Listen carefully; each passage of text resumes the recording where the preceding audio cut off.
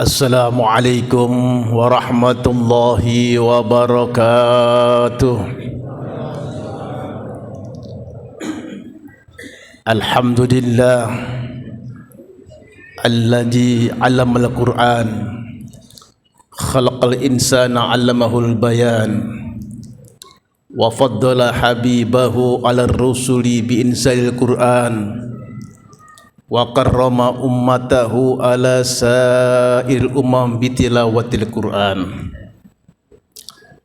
Allahumma shalli wa sallim wa barik wa karim ala sayyidina Muhammadin salatan wa salaman daimain mutalasimain min yaumina hadha ila yaumil qudumi ala Allah yauma la yanfa'u malun wala banun illa man atallaha biqalbin salim. Amma ba'du. Yang saya hormati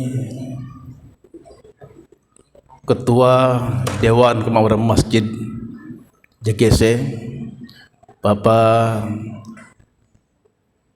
Takmir Masjid Cek Budia, khusus teman-teman dari Majelis Ulama Kecamatan Cakung yang saya muliakan, para bapak ibu hadirin wa hadirat rahimakumullah. Syukur alhamdulillah malam hari ini, tepatnya malam 17 Ramadan, kita sama-sama bisa berkumpul. Mudah-mudahan ibadah saum kita, ibadah tarawih, ibadah tilawatul Quran dan ibadah-ibadah lain yang kita kerjakan di bulan Ramadan ini semua diterima oleh Allah Subhanahu wa taala. Salat berangkai salam, mari sama-sama kita disampaikan ke Rasulullah, manusia yang terbaik yang telah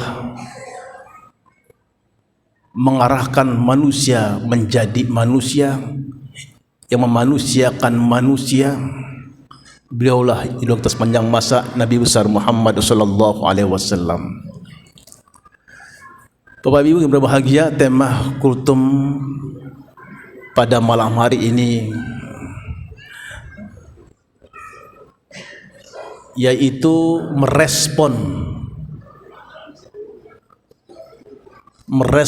dari janji Al-Quran.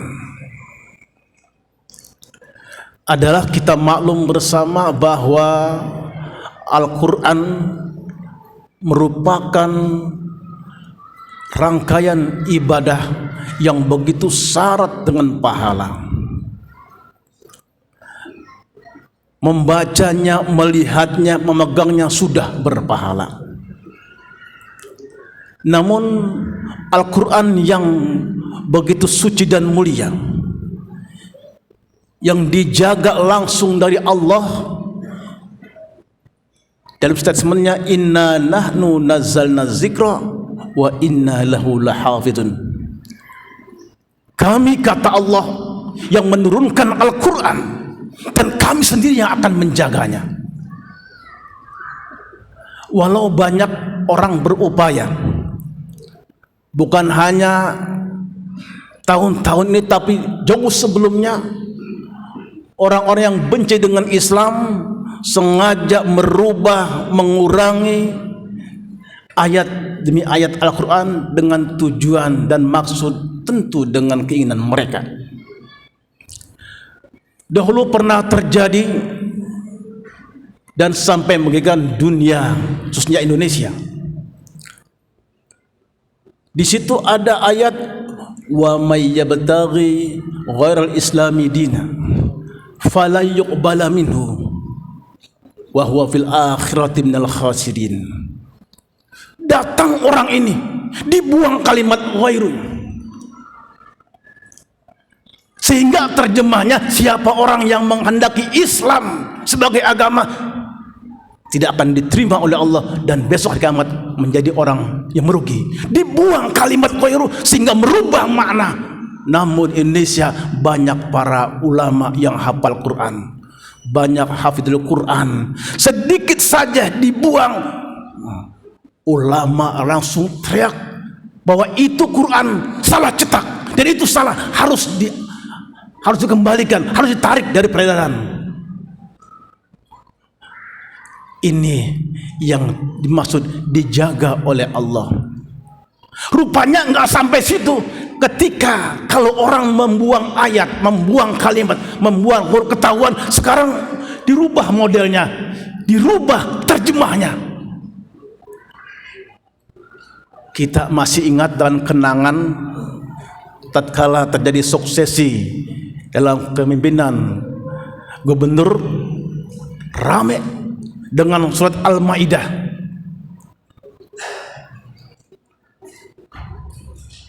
Apa di situ maknanya? Bahwa hai orang-orang beriman, jangan kata, janganlah kau menjadikan orang kafir sebagai pemimpin. Redaksi pertama. Terbit sekarang terjemah baru. Itu kita rubah, sebab kalau masih tetap saja pemimpin bahaya dan mengancam kita bisa berkuasa. Rubah, jangan pemimpin. Kalimat ya ayyuhalladzina amanu la tattakhidhu kafirina awliya min dunil mu'minin.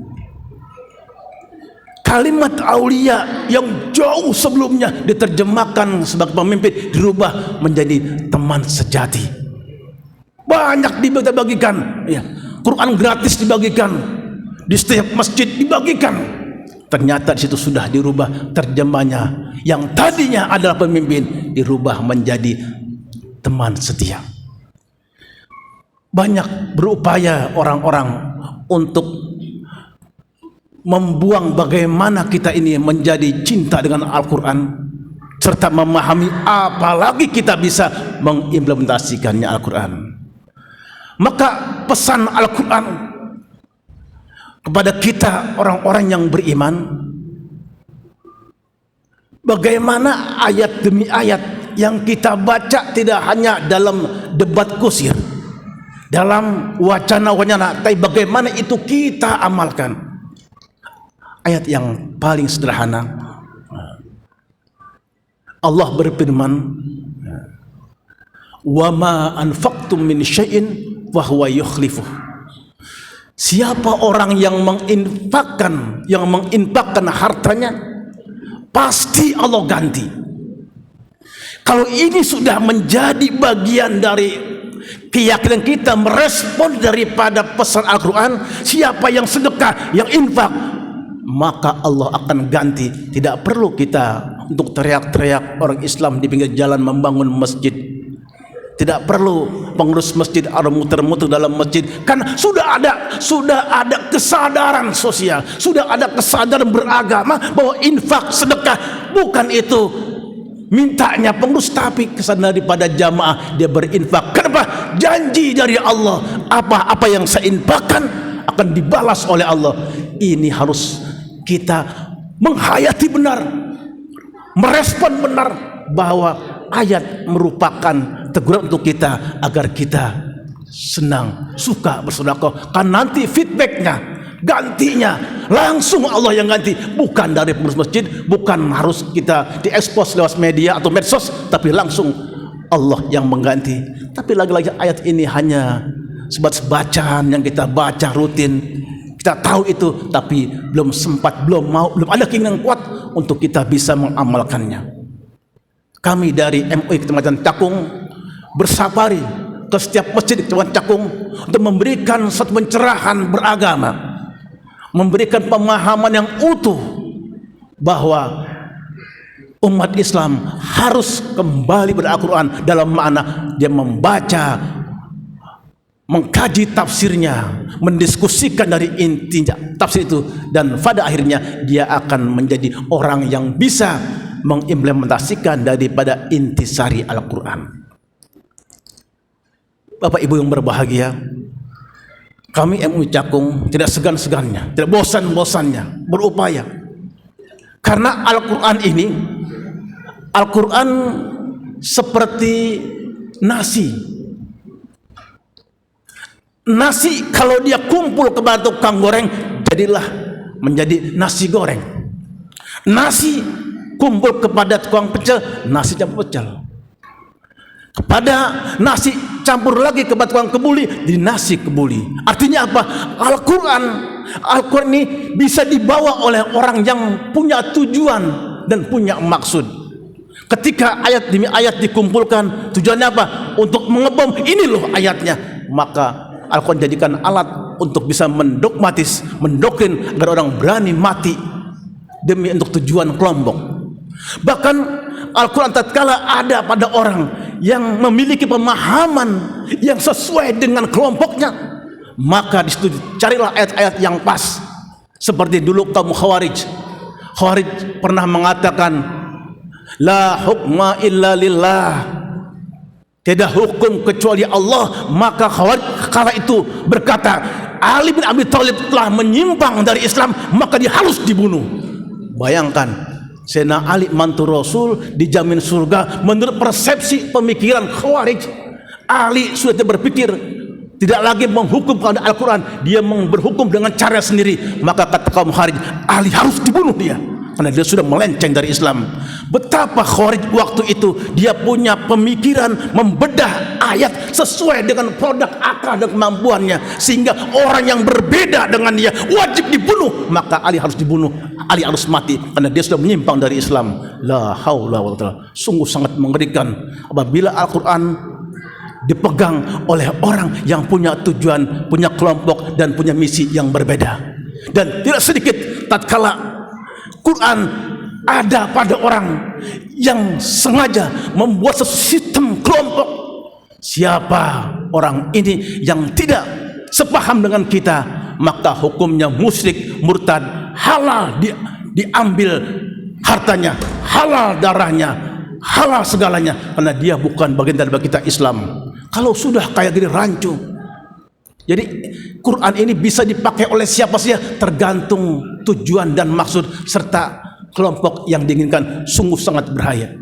Karena itu Rasul bersabda, man fassara Quran bi ra'yihi falyatabawa maq'adahu minan nar. Siapa orang yang menafsirkan Al-Quran dengan hanya akal, mengandalkan kemampuan intelektual, tidak membaca begitu banyak literatur yang ada, menyandingkan dengan tafsir lainnya, maka berbahaya orang yang menafsirkan Al-Quran hanya dengan otak saja. Artinya apa? Bihawahu, dengan hawa nafsu kelompoknya. Ini justru akan apa?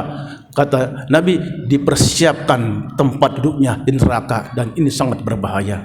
Oleh karena itu, kita kaji Al-Quran, kita harus banyak bagaimana Quran ini memberikan kita betul-betul mengarahkan bahwa Quran mengajak orang berbuat kebaikan, menghormati orang lain, menghargai perbedaan, dan Quran justru memberikan kedamaian kepada orang yang berbeda dengan kita.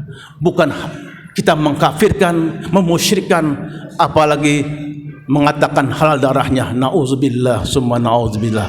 Karena itu, dalam kaitan yang singkat ini, mari sama-sama di malam nuzul Quran ini, di malam yang mulia ini, kita tidak cukup hanya membanggakan Al-Quran dengan kalimat-kalimatnya, tapi mari kita amalkan respon pesan-pesan Al-Quran. Karena khawatir apa yang disebut Rasulullah SAW, sebuah hadis yang saya dengar dari guru saya, Al-Imam Al-Muhaddis Al-Hafidh Al-Musid Rasul Dr. Habib Abdul Bakir radhiyallahu anhu, qala Rasulullah sallallahu alaihi wasallam, sayati zaman ala ummati, akan datang nanti suatu masa terhadap umatku. Apa masa itu? La ya'budunallah illa fi syahr Ramadan. Umatku mau ibadah, mau masuk masjid, mau masuk musola, mau kumpul-kumpul ke musola, ke masjid, kecuali hanya pada bulan Ramadan saja. Dan ini real, nyata, di mana-mana masjid harus tambah tenda saking meledak dengan jamaah warga baru. Tapi setelah masuk tahapan kedua, masa maghfirah, mulai masjid mengalami kemajuan barisannya, satu-satu hilang dan entah kemana. Satu kata Nabi, akhir zaman umatku mau ibadah hanya pada bulan Ramadan saja. Yang kedua, wala yaqra'unal Qur'an illa bisautin hasanin. Umatku mau baca Quran, mau dia tadarus, kecuali kalau suaranya bagus. Suara jelek malu dia baca Quran, nggak pede. Bukan suara bagus, yang penting kita tilawah Quran, kita baca pagi, sore, sahur, malam, kita baca Al-Quran. Tapi ada zaman lagi-lagi orang malu baca Quran karena suaranya jelek. Yang ketiga, wala ya'rifunal ulama illa bisawbin jadid. Akhir zaman umat hanya terfokus kepada penampilan. Mereka mengenal ulama dengan pakaian yang baru, dengan fasilitas yang hebat, dengan penampilan yang wow kepada sekarang. Itulah ulama. Ketika tidak seperti itu, maka dianggap bukan ulama. Jadi barometer intelektual, keilmuan orang itu diukur dari penampilan. Performa itu manusia sekarang sudah melihat lewat penampilan, bukan lagi kemampuan, ilmu, wawasan, dan ini sangat berbahaya. Akhirnya timbullah produk-produk baru, mereka yang karbitan muncul seketika, dan ini nanti faftau bighairi ilmin fadallu wa adallu. Mereka berfatwa, mengeluarkan tanya jawab tanpa ilmu, dia sesat, dan orang lain juga ilmukan menjadi sesat semuanya, gara-gara dia tidak memiliki dasar keilmuan yang mampu, mapan, dan mendalam. Semoga Allah Subhanahu wa taala membimbing kita menjadi muslim betul-betul mampu mengkaji Al-Quran dengan sungguhnya, merespon pesan Al-Quran, dan mampu mengimplementasikan, dan mampu menjadikan Quran sebagai pijakan bagaimana kita berukhuwah, bagaimana kita bersaudara, dan bagaimana kita beramal soleh sesuai dengan SOP yang telah dianjurkan dengan Al-Quran.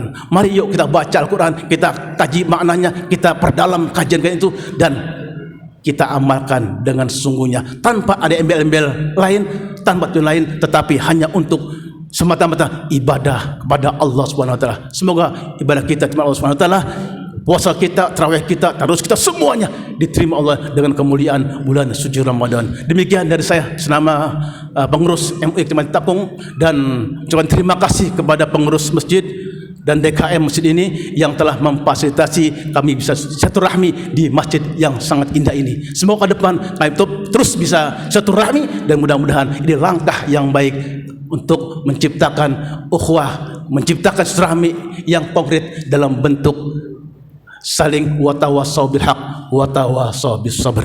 Demikian dari saya, mohon maaf, afwan minkum, wassalamualaikum warahmatullahi wabarakatuh.